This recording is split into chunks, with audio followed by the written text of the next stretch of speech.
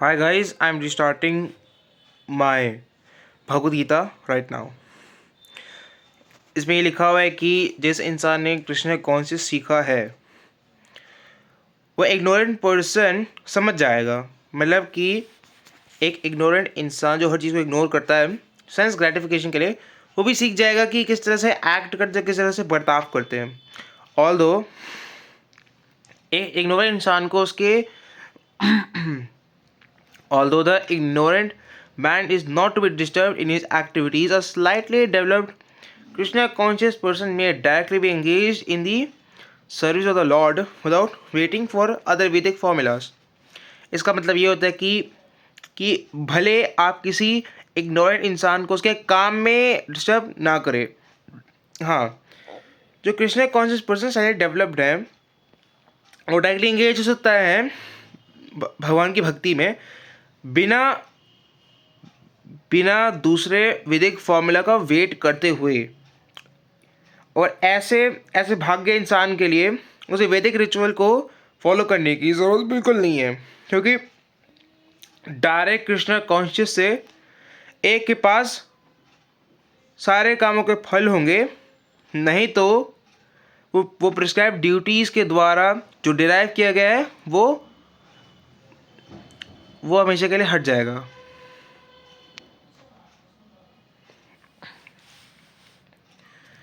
The spirit soul, bewildered by the influence of false ego, thinks himself the doer of activities that are actually carried out by the three modes of material nature.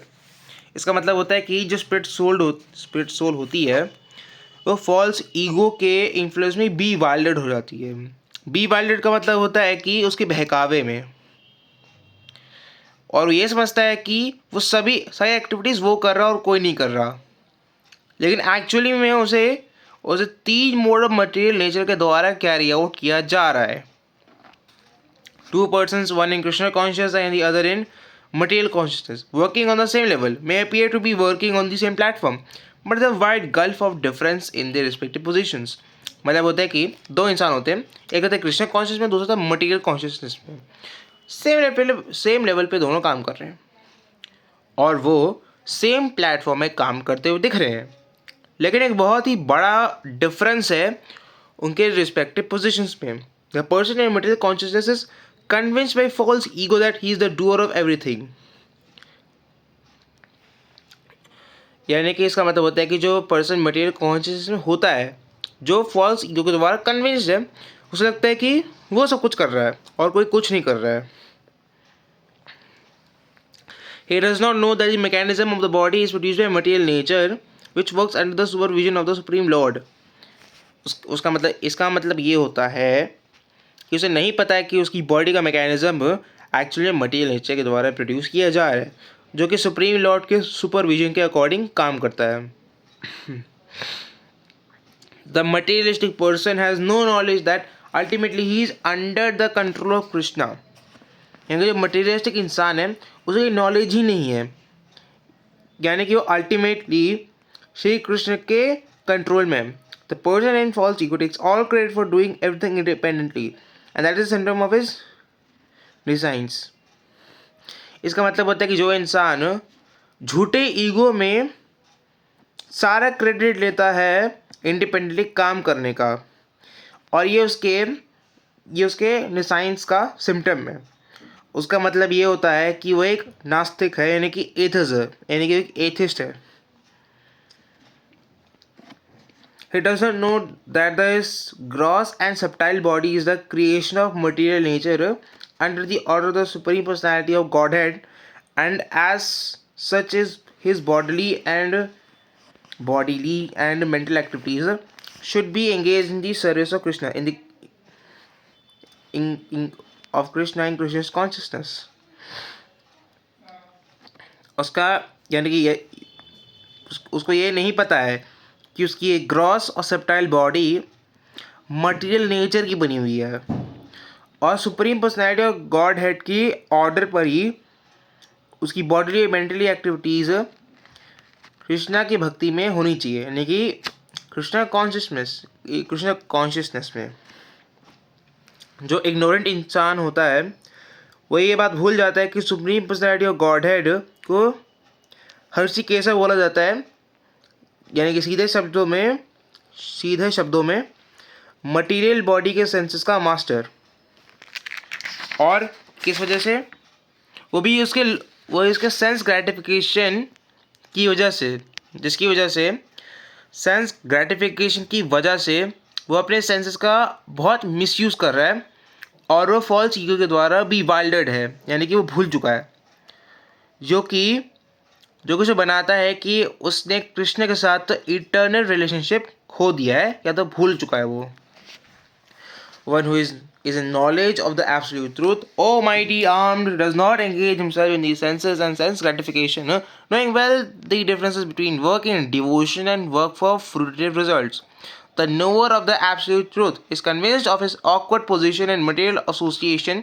He knows that he is part and parcel of the Supreme Personality of Godhead, Krishna, and that his position should not be in the material creation. He knows his real identity as a part and parcel of the Supreme, who is eternal bliss and knowledge, and he realizes that somehow or other he is entrapped in the material conception of life. In his pure state of existence, he is meant to dovetail his activities in devotional service to the Supreme Personality of Godhead, Krishna.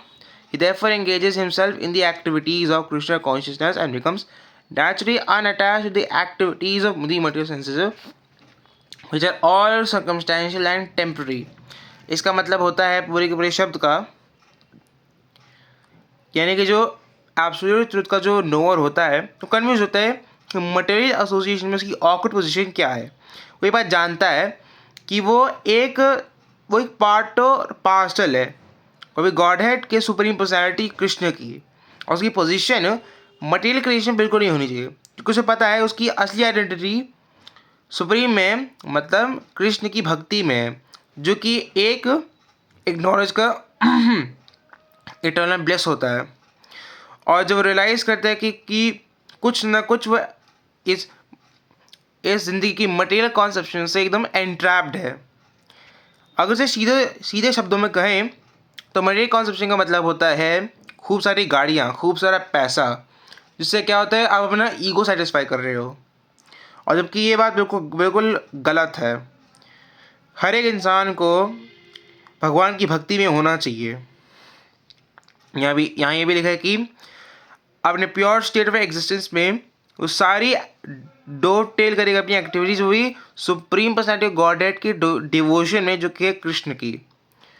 इसलिए वो अपने आप को engage करेगा उन activities में जहाँ पे वो नेचुरली उन एक्टिविटीज़ से वो वंचित हो जाएगा जो कि मटेरियल सेंसेस का है, अगर वो कृष्ण की भक्ति करेगा,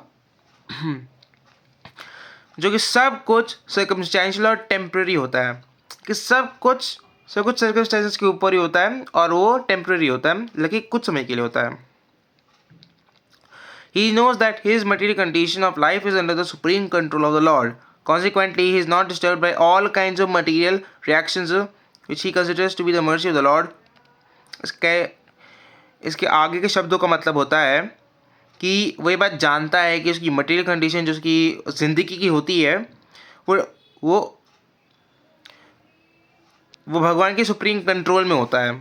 कॉन्सिक्वेंटली अगर कहें तो वो मटेरियल सेंस या मटेरियल रिएक्शन से बिल्कुल भी डिस्टर्ब नहीं है, उसे कंसिडर करता है कि वो भगवान की दया थी। According to Shrimad Bhagavatam, one who knows the absolute truth in 3 different features, namely Brahman, Paramatma, and the Supreme Personality of Godhead, is called Tattvavit, for he knows also his own factual position in relationship with the Supreme. यानी कि श्रीमद् भागवतम के हिसाब से जो absolute truth को जानता है 3 different features में, जैसे नाम है ब्राह्मण, परमात्मा और गॉड हेड की सुप्रीम पर्सनैलिटी, जिन्हें कहते हैं तत्वविद, जिन्हें वो जानता है अपने फैक्चुअल पोजीशन में, वो भी सुप्रीम पर्सनैलिटी ऑफ गॉड है कृष्ण जी के रिलेशन में। अब हम आते हैं 29 अध्याय में, Karma yoga. bewildered by the modes of material nature, the ignorant fully engage themselves in material activities and become attached. But the wise should not unsettle them, although these duties are inferior due to performance lack of knowledge. इसका मतलब होता है कि जो लोग आज के ज़माने में मटीरियलिस्टिक चीज़ों में बहुत ज़्यादा इंटरेस्टेड हैं, तो जो इग्नोरेंट इंसान होता है वो इसमें फुली एंगेज हो जाता है और उसे बिल्कुल भी पता नहीं है कि उससे उसी की ज़िंदगी बर्बाद हो रही है। और ये सारी ड्यूटीज़ इन्फीरियर हैं due to lack of knowledge. अगर आपके पास विज्ञान की कमी है, बुद्धि की कमी है, तो जो बिना बुद्धि वाले लोग होते हैं वो वही काम करते हैं।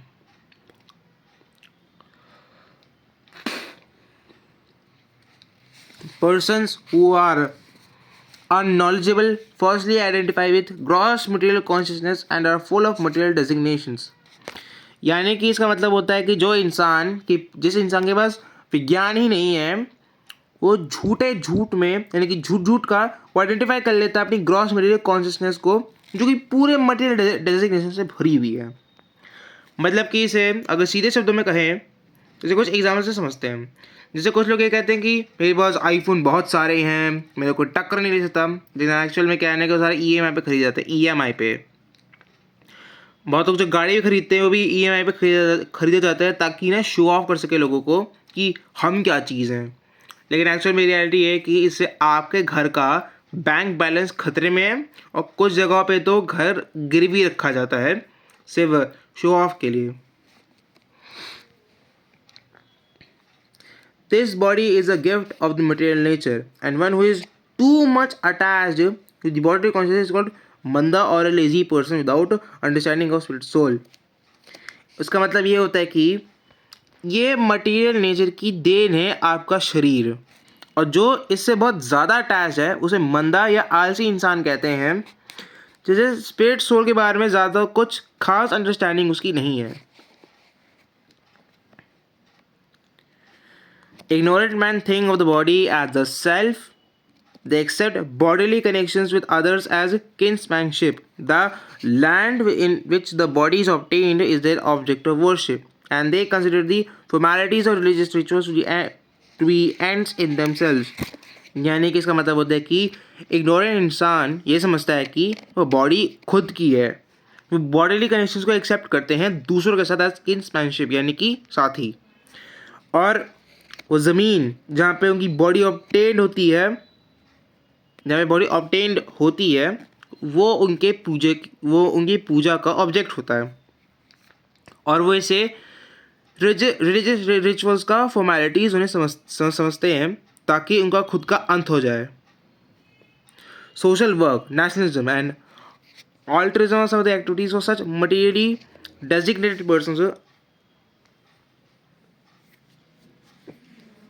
इसका मतलब होता है कि समाज के कार्यकर्ता, देशभक्ति और एल्ट्रुइज्म, मतलब यानी कि इसका मतलब होता है कि आप मटेरियल चीज़ों से आप बहुत ज़्यादा ओवरली अटैच्ड हो। ऐसे कुछ एक्टिविटीज़ होती हैं जो कि मटेरियली डेजिग्नेटेड पर्सन्स के साथ होती है। इसका मतलब है कि आपको सिर्फ वो चीज़ आपको चाहिए, आपको ना उसकी क्रेविंग हो रही है अंदर से। Under the spell of such designations, they are always busy in the material field. For them, spiritual realization is a myth, so they are not interested। इसका मतलब होता है कि ऐसे डेजिग्नेशंस के बहकावे में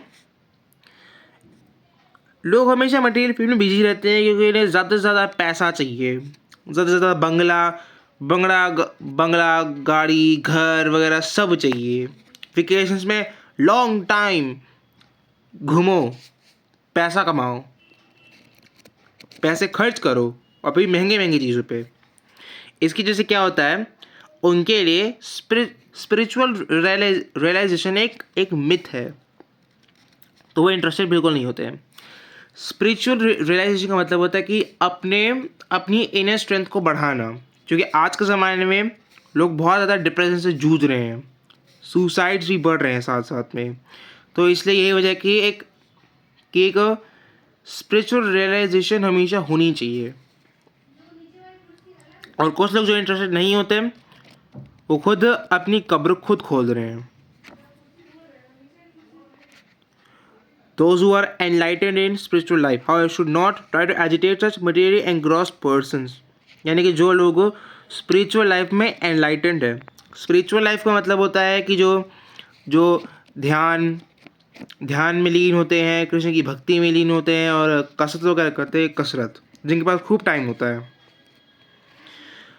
वो मटीरियली ग्रॉस एनग्रॉस पर्सन को एजिटेट बिल्कुल ना करे. इसके कहने का सीधा सीधा मतलब है, आप लोग बहुत लोग देखते हैं ना कि किसी के गले में बहुत ही महंगे महंगे हार होते हैं, महंगे महंगे ज्वेलरीज होती हैं, उन्हें तो एजिटेट करो ही मत. उससे पता है क्या होगा, आपका उससे का पाप बढ़ेगा. जो इंसान पहले ही इतना बड़ा पापी है उसका और पाप बढ़ जाएगा. उसका पाप बढ़ेगा नहीं, उसका पाप आपके अंदर आ जाएगा. तो आप उसे डिस्टर्ब ना ही करो तो ज़्यादा अच्छा है. अब अपनी स्पिरिचुअल लाइफ में आप बिजी रहिए. Better to prosecute one's own spiritual activities silently. यानी इसमें कहा गया है कि अब इससे अच्छा यही है कि आप अपने स्पिरिचुअल एक्टिविटीज़ को प्रोसिक्यूट करो साइलेंटली, यानी कि चुपचाप. अब आप अपने काम से काम रखो, बस दूसरा क्या कर रहा है उसके बारे में कोई घंटा मतलब ना रखो. Such bewildered persons may be engaged in such primary moral principles of life of non-violence and similar materially benevolent work. यानी कि जो ऐसे लोग होते हैं जो कि एकदम bewildered, जिनको कुछ पता रहता ही नहीं है, वो ऐसी primary moral principles of life में वो एंगेज रहेंगे, जैसे कि अहिंसा और सिमिलर मटीरियली बेनेवलेंट वर्क. यानी कि जिनको कुछ पता नहीं रहता है वो ऐसे मोरल प्रिंसिपल्स ऑफ लाइफ में एंगेज होंगे, जैसे अहिंसा, यानी कि अहिंसा का ज्ञान बांटेंगे और मटीरियल बेनेवलेंट वर्क का भी ज्ञान बांटेंगे कि तुम्हें कितने पैसे कमाने हैं वगैरह वगैरह. Men who are ignorant cannot appreciate the activities in Krishna consciousness, and therefore Lord Krishna advises us not to disturb and simply waste valuable time.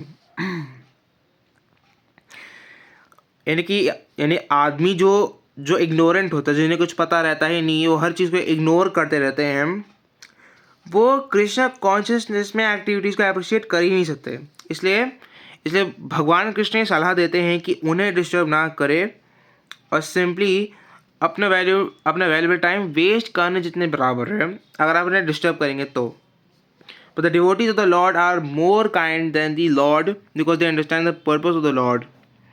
यानी कि इसके कहने का मतलब है कि लेकिन भगवान के जो भक्त होते हैं वो भगवान से भी ज़्यादा काइंड होते हैं, भगवान से भी दयालु होते हैं, क्योंकि वो भगवान का पर्पस अच्छी तरह से समझते हैं. Consequently, they undertake all kinds of risks, even to the point of approaching ignorant man to try to engage them in activities of Krishna consciousness, which are absolutely necessary for the human being. इसका कहने का मतलब होता है कि वो सारे risk undertake करते हैं, वो भी एट द पॉइंट, वो भी ऐसे इंसान को अप्रोच करना जो कि इग्नोरेंट है, ताकि उसे किसी तरह से उसे मनाओ कि वो कृष्ण की भक्ति में लीन हो जाए उसके सारे एक्ट्स के अंदर, जो कि एक इंसान के लिए एब्सोल्युटली नेसेसरी है. क्योंकि अगर आप कृष्ण की भक्ति में अगर आप लीन नहीं होंगे तो आपको शांति कहाँ मिलेगी. आपके दिमाग की शांति पहले से ही भंग है. तो इससे अच्छा है कि कृष्ण की भक्ति में लीन हो जाओ, आपको खूब सारे स्पिरिचुअल बेनिफिट्स आपको मिलेंगे.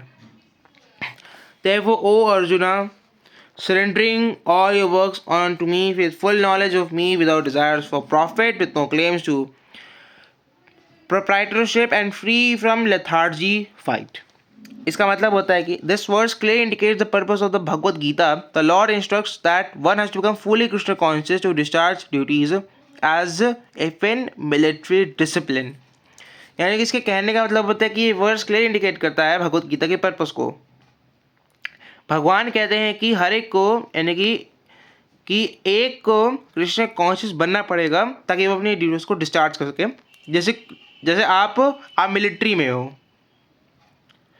Such an injunction may make things a little difficult. Nevertheless, duties must be carried out with dependence on Krishna because that is a constitutional position of the living entity. यानी कि ऐसा injunction, भले चीज़ें थोड़ी difficult हो सकती हैं लेकिन ड्यूटीज़ तो कैरिड आउट होनी चाहिए, वो भी कृष्णा के डिपेंडेंस के ऊपर, विद यानी डिपेंडेंस के साथ, किसके ऊपर? कृष्णा जी के ऊपर, क्योंकि ये एक लिविंग एंटिटी की कॉन्स्टिट्यूशनल पोजीशन होती है। The living entity cannot be happy independent of the cooperation of the Supreme Lord, because the eternal constitutional position of the living entity is to become subordinate to the desires of the Lord. इसके कहने का मतलब होता है कि जो इंसान जीवित है वो खुश रह ही नहीं सकता आज़ादी से, क्योंकि जब तक वो सुप्रीम लॉर्ड से कोऑपरेट नहीं करेगा, क्योंकि जो इटर्नल कॉन्स्टिट्यूशनल पोजीशन होता है लिविंग एंटिटी का, उसका काम होता है कि वो भगवान का सब ऑर्डिनेट हो, मतलब कि भगवान उसके गुरु हैं और तुम एक भगवान के शिष्य बन जाओ। यानी सीधा सा मतलब है, अगर भगवान आपके गुरु हैं और आप उनके शिष्य हैं एज अ सब ऑर्डिनेट, तो वो जो कहेंगे आपको को करना ही होगा।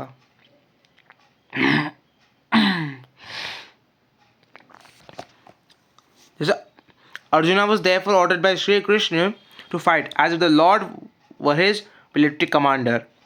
यानी कि इसमें कहा गया कि जब महाभारत में अर्जुन ने अपने शस्त्र त्याग दिए थे तो कृष्ण जी उनकी मदद के लिए आए थे कि वो लड़े, जैसे सदैव भगवान उनके ही मिलिट्री कमांडर हैं।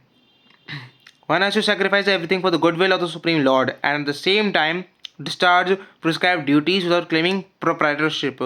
उसके कहने का मतलब होता है कि अगर भगवान चाहते हैं कि तुम अपने आप को सैक्रिफाइस कर दो गुडविल के लिए, तो कर सकते हो, मतलब कि करना ही होगा,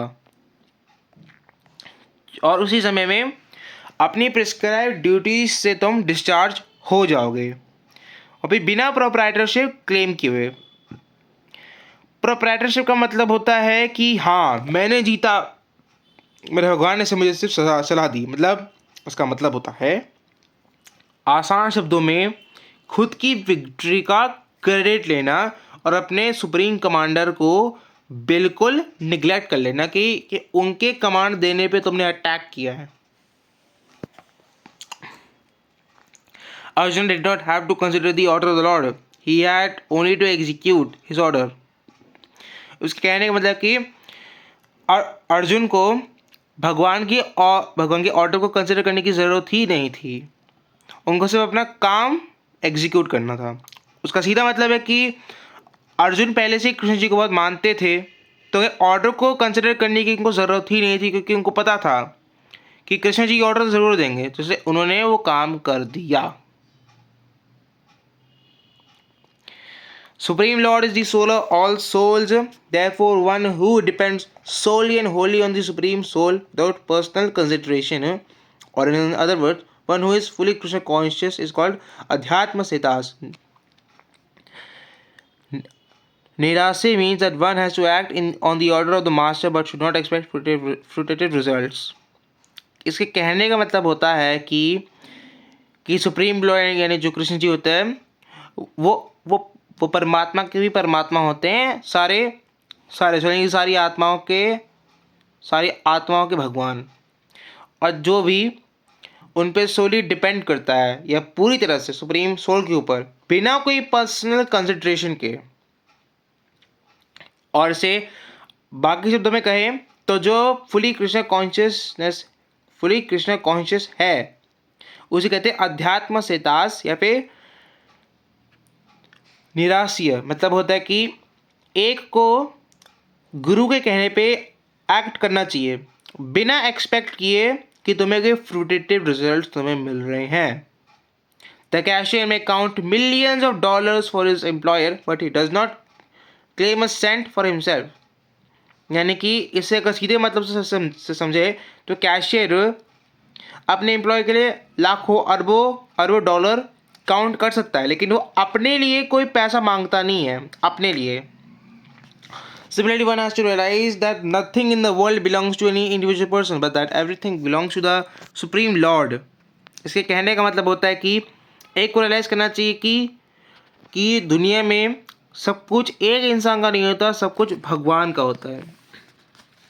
That is the real purport of my or onto me. And when one acts in such Krishna consciousness, certainly he does not claim proprietorship over anything.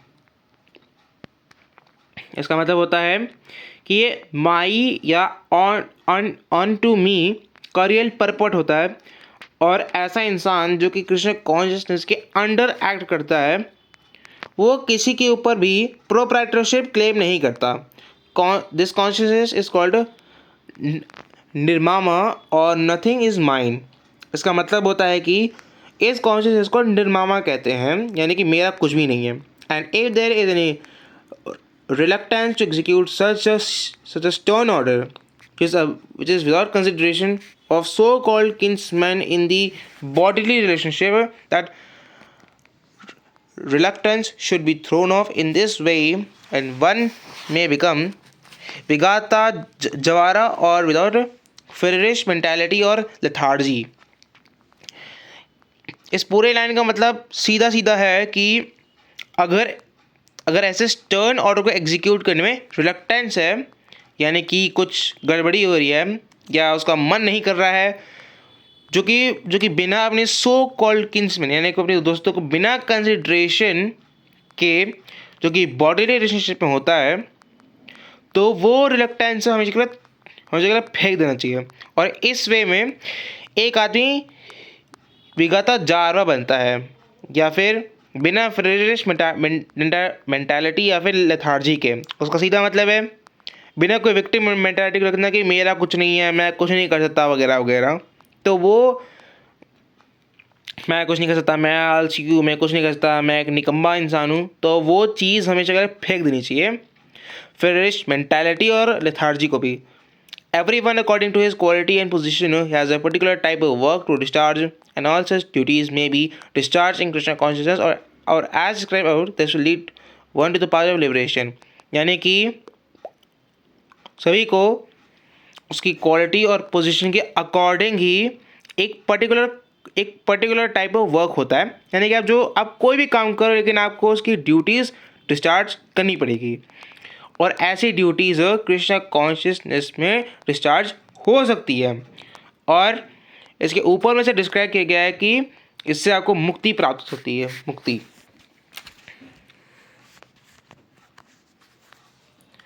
आज के लिए इतना ही है, लेकिन इससे एक चीज़ सीखने को मिलती है कि भगवद गीता हर एक इंसान को पढ़नी चाहिए, क्योंकि अगर एक इंसान अगर भगवद गीता पढ़ेगा तो उसकी दिमाग की बुद्धि खुल जाएगी, और साथ ही साथ उसे इस किताब को पढ़ने में खूब मज़ा भी आएगा, इस किताब को पढ़ने में. सो आई हाईली रिकमेंड कि सभी भगवद गीता पढ़ें और अपने कल्चर के बारे में सब कुछ जानें. Don't be an ignorant person, always be a Krishna consciousness person. Thank you.